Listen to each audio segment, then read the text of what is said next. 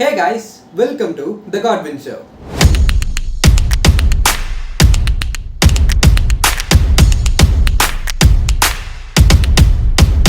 So hey guys, இன்னைக்கு நம்ம react பண்ண போறோம்னு பாத்தீங்கன்னா மாரிசன் படத்தோட ட்ரெய்லர் ரிலீஸ் பண்ணிருக்காங்க. அத நம்ம ரியாக்ட் பண்ண போறோம்.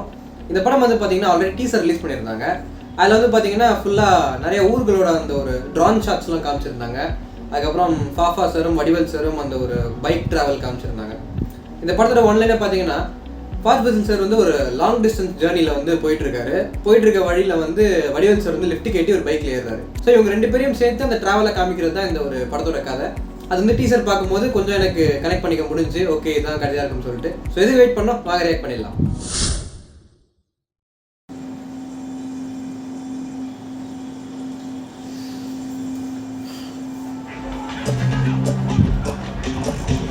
சில வீடு நான் கூப்பிடுற மாதிரி தோணும். அப்படி இருக்கிற வீட்டில் தான் நான் ஏறுவேன். எப்பவுமே யோசிப்பேன், இந்த ஆகாயத்தில் பறக்கிற கொக்குக்கு எப்படி தண்ணிக்கடியில் வாழ்ற மீன் சாப்பாடை வந்துச்சு. என்னமோ ஒரு கனெக்ஷன் இருக்கு. அந்த கனெக்ஷன் சார் எங்க போனா? திருவண்ணாமலையில் ஒரு ஃப்ரெண்ட் இருக்கான்.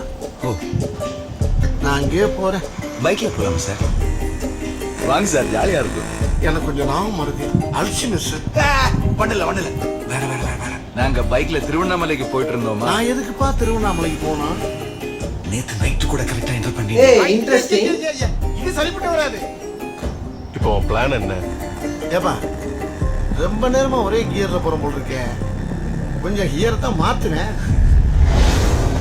பைக்கை பத்தி ஏதாவது தெரிஞ்சுதா? செக் பண்ணிட்டு இருக்கோம் மேடம், உடனே கண்டுபிடிச்சிடுறோம். வாழ்க்கைன்னா ஜாலியா இருக்கணுமா வேணாம்? இருக்கணுமா வேணாம்?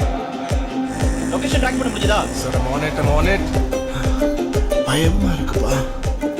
எதுக்கு? என்னையவே முழுசா மறந்துடணும்னு பயமா இருக்கு.